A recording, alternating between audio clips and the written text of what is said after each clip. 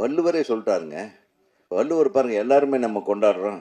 ஏங்க சென்சார் நம்ம போலீஸ் இருக்கும்போது நீ போலீஸுடைய இடத்துல நீ ஒருத்தன் இன்னொருத்தனை கொலை பண்ணக்கூடாது அப்படின்னு சொல்லுவோம். போலீஸே குற்றவாளியாக இருந்தால் என்ன பண்ணுறது? பண்ணுற நீ எது பண்ணாலும் ஓகே. ஆக மொத்தம் இயக்குனர் சங்கத்திலேருந்து தைரியமாக ஒருத்தன் வள்ளுவனை வச்சு கத்தியோட ஒரு வள்ளுவனை கொண்டாந்துருக்காங்க.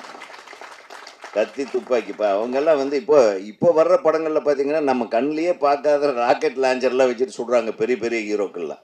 அதை விட இது எவ்வளோ பெட்ரு. ஏதோ இங்கிலீஷ் படத்தில் பார்த்துட்டு அப்படியே கொண்டாந்து தமிழ்நாட்டில் அது என்னன்னு ஒரு பையன் கேட்குறச்சங்க, அதுக்கு கருப்பாக ஒரு உருண்டையாக இருக்குது என்னன்னு எனக்கும் தெரியலப்பா. அதுலேருந்து ஏதாச்சும் புகை வந்ததுன்னா அதுக்கு ஏதாவது சுடுறாங்க போல் இருக்கு, பெரிய துப்பாக்கின்ட்டேன்.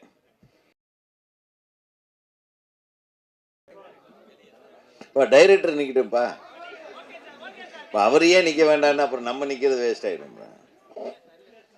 இப்படி என் பேர் சொன்ன உடனே எல்லாம் அலர்னாங்க பார்த்தீங்களா. உதயகுமார்னா அந்த பயம் இருக்கணும். ராஜன் சார் டென்ஷன் ஆகிட்டார். இவன் பேச ஆரம்பிச்சிட்டான்னா அப்புறம் நம்ம எப்போ பேசுறதுன்னு. இது என் தம்பிங்க, இவன் படத்துக்கு நம்ம வரலன்னா நான் தாண்டா பேசுவேன்னு சொன்னேன். அதே 5 பேர்த்த கழிச்சிட்டு அப்புறம் கூப்பிட்றான் அவன். கொஞ்ச நேரம் உங்களை உட்கார. ஆமாம், நான் வேறு மாவட்டத்துலேருந்து வந்துட்டுருக்கேன். இப்போ இந்த மலையில் திருப்பி அவ்வளோ தூரம் போகணும். நானும் பேரரசு வந்து செங்கல்பட்டு மாவட்டத்தில் இருக்கிறோம். ஒரு மிக சிறப்பான ஒரு ட்ரெய்லரை பார்த்தோம். ராஜன் சார் உண்மையை கரெக்டாக சொன்னார். இன்னா செய்தாரை ஒரு தலைவர் நான் நன்னையும் செய்து விடல். அது வந்து சும்மா தப்பு பண்ணுறவங்க நம்மளுக்கு ஏதாச்சும் இப்போ நம்ம போகிற போக்கில் டப்புன்னு பின்னாடி ஒன்று அடித்தான்னா அவன் நம்ம அடிக்காமல் போகிறது நான நன்னையும். சும்மா நம்ம கூட இருக்கிற ஒருத்தர் கொலை பண்ணிட்டாங்கன்னு அவனை சும்மா விட முடியுமா? அதை தான் அதுக்கும் வள்ளுவன் ஒரு குரல் எழுதியிருக்கிறார். ராஜன் சார், நீங்கள் பள்ளிக்கூடம் வேறு வச்சு நடத்துகிறீங்க. நீங்கள் எப்படி போய் வந்து இது பாரிஸ் கார்னரில் கடையாக புகுந்து அடிச்சிங்க? சாதாரண அடியா அது? என்ன ஏன் நீங்கள் அப்போ நானும் நன்னையும் செய்யலை? சொல்லுங்க தலைவா. ஆளுக்கு ஒரு நீதி மேடைக்கு ஒரு பேச்சா? லொல்லு பாருங்க இவருக்கு. இவர் வேணா தமிழ் படத்தை கேசட்டில் திருட்டு விசிடி வந்துருச்சுன்னு உள்ள பூந்து அடிப்பார். எப்படி தானா தனியாலா போய் அடிச்சாருங்க அவரு. அந்த அளவுக்கு வந்து திரைப்பட உலகத்தின் மேல ஒரு நல்ல இது. அதே மாதிரி தான் இந்த சமுதாயத்து மேல ஒரு நல்ல எண்ணம். சமுதாயத்தை வந்து நல்லபடியாக நம்ம கொண்டு வரணும்னா தப்பு செய்யறோம்னா அங்கங்க தண்டிக்கணும். அதுக்கு திருவள்ளுவர் இழுத்துட்டான். ஏன்னா இல்லைன்னா சென்சார்ல மாட்டிக்குவான். இவன் விவரமான ஆள் தான். வள்ளுவரே சொல்லிட்டாருங்க. வள்ளுவர் பாருங்க, எல்லாருமே நம்ம கொண்டாடுறோம். ஏங்க சென்சார் நம்ம போலீஸ் இருக்கும்போது நீ போலீஸுடைய இடத்துல நீ ஒருத்தன் இன்னொருத்தனை கொலை பண்ணக்கூடாது அப்படின்னு சொல்லுவோம். போலீஸே குற்றவாளியாக இருந்தால் என்ன பண்ணுறது? பண்ணுற நீ எது பண்ணாலும் ஓகே. ஆக மொத்தம் இயக்குனர் சங்கத்திலேருந்து தைரியமாக ஒருத்தன் வள்ளுவனை வச்சு கத்தியோட ஒரு வள்ளுவனை கொண்டாந்துருக்காங்க. கத்தி துப்பாக்கிப்பா அவங்கெல்லாம் வந்து இப்போ வர்ற படங்களில் பார்த்தீங்கன்னா நம்ம கண்ணிலேயே பார்க்காத ராக்கெட் லான்ச்சர்லாம் வச்சுட்டு சுடுறாங்க பெரிய பெரிய ஹீரோக்கள்லாம். அதை விட இது எவ்வளோ பெட்ரு. ஏதோ இங்கிலீஷ் படத்தில் பார்த்துட்டு அப்படியே கொண்டாந்து தமிழ்நாட்டில் அது என்னன்னு ஒரு பையன் கேட்குறச்சங்க, அதுக்கு கருப்பாக ஒரு உருண்டையாக இருக்குது என்னன்னு எனக்கும் தெரியலப்பா. அதுலேருந்து ஏதாச்சும் புகை வந்ததுன்னா அதுக்கு ஏதாவது சுடுறாங்க போல் இருக்கு, பெரிய துப்பாக்கின்ட்டேன். ஸோ இந்த மாதிரி நமக்கு தெரியாத விஷயங்கள்லாம் வச்சு வன்முறைகளை காட்டுறதுக்கு இந்த சினிமாக்களில் காட்டுற இந்த நேரத்தில் வள்ளுவனுடைய திருக்குறளை எடுத்து இன்றைக்கு நடக்கிற சில தேவையில்லாத கொலைகள், கற்பழிப்புகள், இந்த தேசத்தில் எப்படி வந்து பெண்களுக்கு வந்து இன்னும் பாதுகாப்பு இல்லை.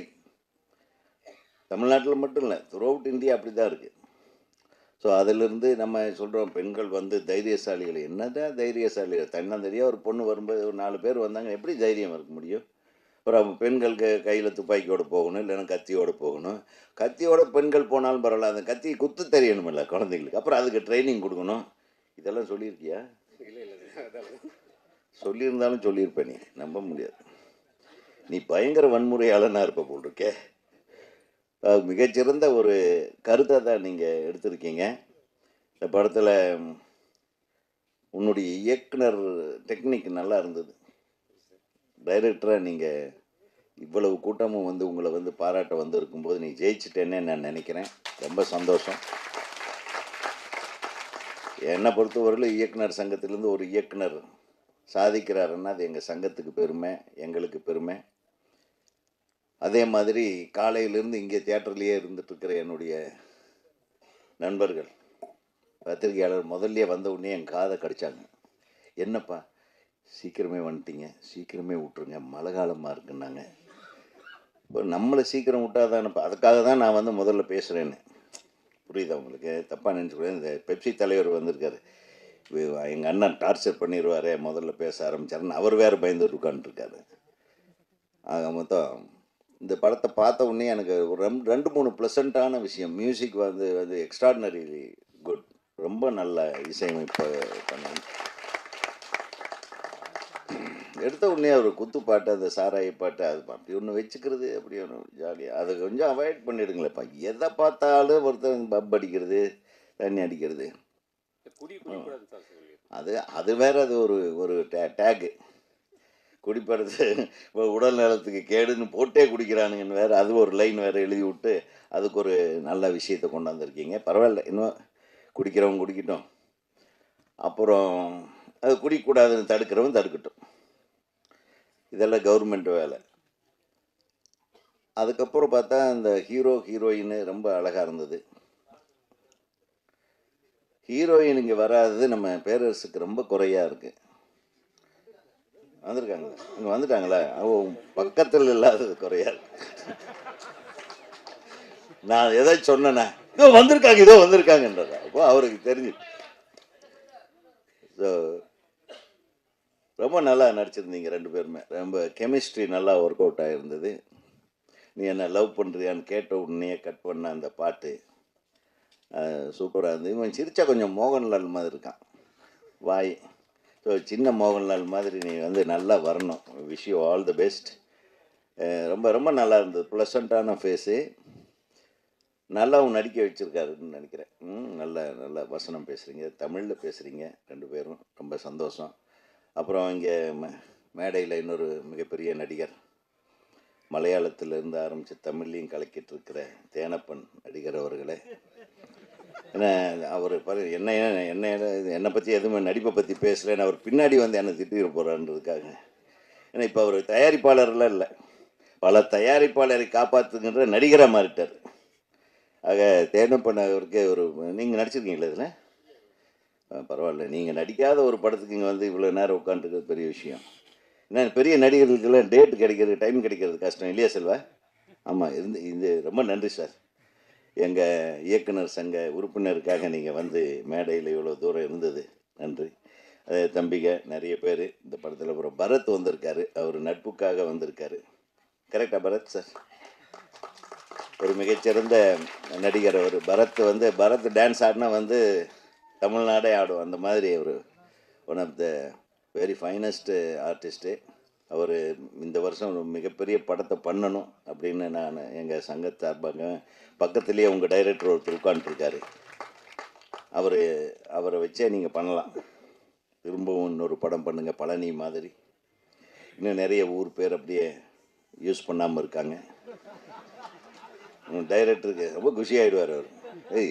போகிற போக்கில் டைட்டில் அப்படியே பைக்கில் போயிட்டு இருக்கும்போது இப்படி பார்ப்பார், காரில் போயிட்டு இருக்கும்போது இந்த ஊர் பேர் வச்சிடலாம், இந்த ஊர் போகிற வழியில் டைட்டில் வைக்கிற ஒரே ஆள்னு தம்பி பேரரசு தான். ஏன்னா செல்வமணி சார் சொன்னீங்கன்னா அவர் யோசனை பண்ணால் கொஞ்சம் கிராண்டியர், அவர் கொஞ்சம் செலவு, பெரிய செலவு, பெரிய ஆர்டிஸ்ட் வேணும் செல்வமணி சாருக்கு. அவருக்கு நம்மளுக்கெல்லாம், நம்மளுக்கு ஒரு வயக்காடு இருந்தால் போது, படத்தை முடிச்சுட்டு வந்துடுவேன். வயக்காடு, 4 ஆடு மாடு, ஒரு பின்னாடி ஒரு நல்ல அழகான ஒரு மலை, ஒரு ஆறு, இவ்வளோ தான் நம்ம லொக்கேஷன். ஸோ ஆமாம், கூட்டு வண்டி இப்போ கட்ட வண்டி இருந்தாலும் பரவாயில்ல. ஸோ அதாவது ரொம்ப வந்து சீரியஸாக பேசி பேசி இந்த சினிமாவில் நம்ம திருத்த போகிறோம், நம்ம வாழ வைக்க போகிறோம். இப்போ தயாரிப்பாளர் சொன்னார், உங்கள் தமிழ் சினிமாவை வாழ வைக்கிற பாவம் அவருக்கு. அவர் தெரியல, நம்ம தமிழ் சினிமாவுக்காகவே தான் பண்ணணும் அப்படின்றதுக்காக அவர் சொல்கிறத தப்பாக சொல்லிட்டாரு. தமிழ் சினிமாவை வாழ வைக்கிறதுக்காக தான் நாங்களும் கஷ்டப்பட்டுருக்குறோம். ரொம்ப கஷ்டப்படுறவர் செல்வமணி சார். ஏன்னா தினம் தினம் பஞ்சாயத்து, தினம் தினம் இந்த சினிமாவுக்கு வேற ஒரு லெவலுக்கு நம்ம சினிமாவை கொண்டு போவோம். வெளிநாடுகள்ல எல்லாம் பார்த்தீங்கன்னா, நம்ம ஒரு டிக்கெட் வாங்கும்போதே, அந்த டிக்கெட் காசுல ஹீரோவுக்கு ஒரு பர்சன்டேஜ் சம்பளம் போயிடும். டைரக்டருக்கு ஒரு பர்சன்டேஜ் போயிடும். நடித்த நடிகர்களுக்கு போயிடும். டிஸ்ட்ரிபியூட்டருக்கு போயிடும். தயாரிப்பாளருக்கு காசு போயிடும். ஒரு டிக்கெட் நம்ம வாங்கும்போதே. அந்த மாதிரி தமிழ் சினிமா உருவாகணும். அப்போ தான் நேர்மையாக படம் எடுக்கிறவங்க நேர்மையாக படம் எடுப்பாங்க. நல்ல படங்களுக்கு அப்பப்போ அவங்களுக்கு உண்டான வெகுமதி வந்து சேரும். லாபங்கள் வந்து சேரும். ஸோ அதை தொடர்ந்து அந்த மாதிரி ஒரு நிலைமை நம்ம அடையிறதுக்காக போராடிட்டு இருக்கோம். அதுக்கு மிக முக்கிய ஒரு போராளியாக வந்து செல்வமணி சார் இங்கே இருக்கார். அவருக்கு நம்ம வந்து ரொம்ப தேங்க்ஸ் சொல்கிறோம். ஏன்னா தீபாவளிக்கு முன்னாடி நாள் கூட எங்களை நிம்மதியாக விடல. இங்கே வாங்க ஒரு மீட்டிங் இருக்குன்னு பெப்சியில் எங்களை கூப்பிட்டு வச்சு செஞ்சுட்டாரு. என்ன பண்ணுறது, அன்னைக்கு ஒரு பஞ்சாயத்து. சரி தீபாவளி அன்னைக்காவது நாளைக்கு ஃப்ரீயானே அப்படின்னு ஒரு ஃபோன் வரும். இல்லை அப்படி அதாவது நம்ம சினிமாவுக்கு எப்படியாவது நல்ல அடிக்கடி எனக்கு அவர்கிட்ட பிடிச்ச விஷயம் நானே கேட்பேன், ஏன் தம்பி இவ்வளவு டார்ச்சர் அனுபவிக்கிறேன், நீயும் தூங்கவே மாட்டியா அப்படின்னு தான் கேட்பேன் அவரை, செல்வமணி சாரை. அவர் சொல்லுவார், அண்ணே செல்வமணின்னு ஒரு பேர் எப்படி வந்தது, இந்த சினிமாவினால தான் இந்த செல்வமணிக்கு எல்லாத்துக்கும் தெரியுது. அந்த சினிமாவுக்காக நம்ம ஏதாவது செய்யணும் இல்லை, அதுக்காக தானே நான் இப்படி இருக்கிறேன் இப்படி செய்கிறேன். ஸோ அந்த நல்ல உள்ளத்துக்கு நம்ம இந்த இடத்துல நம்ம பொதுவாக நம்ம எல்லாரும் தெரிஞ்சுக்கணும். ஏன்னா ஏதோ சும்மா வர்றாங்க கூப்பிட்றாங்க நாங்கள் எல்லாம் வர்றோம் அப்படின்லாம்.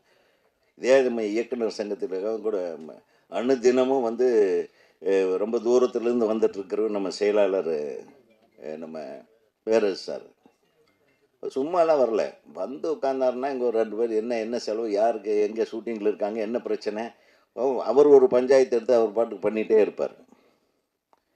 இதெல்லாம் எதுக்குன்னா, we love cinema, we want this industry to be free and happy. பணம் போட்டவெல்லாம் சந்தோஷமாக பணம் சம்பாதிக்கணும், நடிக்கிறவன் வெற்றி அடையணும், இயக்குநர்கள் வெற்றி அடைய வேண்டும். நல்ல விஷயங்களை நம்ம தமிழ் மக்களுக்கு என்டர்டெயின்மெண்ட்டாக சொல்லணும், அவ்வளோதான். இதில் போய் அதை ஜாதி கீதி அதை பற்றி இதெல்லாம் உயர்ந்தவன் நீ உயர்ந்தவன அந்த பிரச்சனையெல்லாம் விட்டுருங்க. சினிமான்றது எங்களை பொறுத்தவரையிலும் ஒரு நல்ல என்டர்டெயின்மெண்ட் இண்டஸ்ட்ரி. எத்தனை பேர் வந்து எத்தனை சினிமாவை வந்து நம்ம பார்த்துருக்கோம், ரசிச்சிருக்கோம். ஒவ்வொரு நடிகர்களையும் கொண்டாடி இருக்கோம், டைரக்டர்களை கொண்டாடி இருக்கோம், பாடலாசிரியர்களை கொண்டாடி இருக்கோம், இசையமைப்பாளர்களை கொண்டாடி இருக்கோம். சினிமா இஸ் ரொம்ப வாஸ்ட்டுங்க. அந்த அற்புதமான சினிமாக்கள் வரிசையில் வள்ளுவன் வந்து சேரணும். இந்த படத்தோட இன்னொரு விஷயம் நான் சொல்லணும்னு நினச்சேன். இவர் தம்பி வந்து அவங்களுடைய தாயார் எப்படி கஷ்டப்பட்டு என்ன ஆளாக்குனாங்க அப்படிங்கிறத சொல்லி பண்ணாங்க. நிச்சயமாக உங்கள் அம்மாவோட ஆசீர்வாதம் ஒன்றே போதும், நீ நிச்சயமாக ஜெயிச்சிருவேன். இந்த தயாரிப்பாளர்கள் வேறு வேறு இடங்கள்லேருந்து வந்து 4 பேரும் ஒன்றா சேர்ந்துருக்காங்க. அந்த தயாரிப்பாளர் அனைவருக்கும் எனது மனமார்ந்த வாழ்த்துக்கள். ஏன்னா இந்த படம் ஜெயிக்கிறது மூலமாக அவங்க இப்போவே அனௌன்ஸ் பண்ணுவார் போல் இருக்கு அடுத்த படம். ஸோ தலைவரே, திருப்பி தம்பி வச்சு அடுத்த படம் பண்ணுங்க, ஒன்றும் உங்களுக்கு தப்பாகாது. டெஃபினட்டாக வாழ்த்துகள். இந்த மேடையில் வாழ்த்த வந்திருக்கும் அனைவரையும் வாழ்த்தி, ஹீரோயின் உங்களுக்கும் தான் சேர்த்து, நீங்களும் நல்லா தான் நடிச்சிருந்தீங்க. அப்புறம் வில்லன்கள் யாராச்சும் ராஜன் யாரும் நடிச்சிருக்கீங்களாப்பா, மேலே போலீஸு. அப்புறம் இன்னொரு தம்பி என்னை வீட்டிலேருந்து கூப்பிட்டு வந்தார். எங்கே அவர், எங்கே அவர், அவருக்கும் நன்றி, வாழ்த்துக்கள் ஸ்ரீதர். அவரும் ஒரு வில்லனை வந்து ஏதோ கொலை பண்ணி போட்டுருவீங்கன்னு நினைக்கிறேன், டெட் பாடி. இப்போ இது மாதிரி என்ன முதல்ல எனக்கு நான் இப்போ நல்ல வேலை செல்வா நான் நடிக்கலை, இவங்க கூப்பிட்டேன், என்ன மறந்துட்டேன், எதுக்குப்பா கூப்பிட்றேன் நான், என்ன வாங்கினே ஒரு கேரக்டர், நல்ல கேரக்டர், என்ன கேரக்டர்ப்பா அப்படின்னு. இந்த ஒரு கொடூரமான வில்லன்னே, டேய் இப்போ தான் நான் வந்து சங்கத்தில் தலைவர் ஆகிட்டு ஏதோ 4 பேர்த்துக்கு நல்லது பண்ணிகிட்ருக்கிறேன், அதுக்குள்ளே என் பேரை கெடுக்கிற மாதிரி ஒரு படத்தில் நடிக்க வச்சுறாரு, என்னை விட்டுருன்னு சொல்லிட்டேன். உண்மையிலும் வில்லன் கேரக்டர் தான் கூப்பிட்டேன், ஒரு அட்வொகேட் கேரக்டர். நெகட்டிவா? சரி, நெகட்டிவ் பண்ண மாட்டேன். ஆமாம், நன்றி. இந்த திரைப்படம் மிகப்பெரிய வெற்றி படமாக அமைய தமிழ்நாடு திரைப்பட இயக்குநர்கள் சங்கத்தின் சார்பாகவும் எங்கள் அனைவரது சார்பாகவும் இந்த படத்தை நல்லபடியாக கொண்டு போய் சேர்க்கக்கூடிய கடமை உங்களுக்கு இருக்குது. இந்த படத்தை முழுசாக பார்த்த கடைசியில் நீங்கள் அதை செய்வீங்க. இப்போ இதை பற்றி நல்ல பப்ளிசிட்டி கொடுங்க என்று சொல்லி அனைவருக்கும் நன்றி கூறி விடுகிறேன்.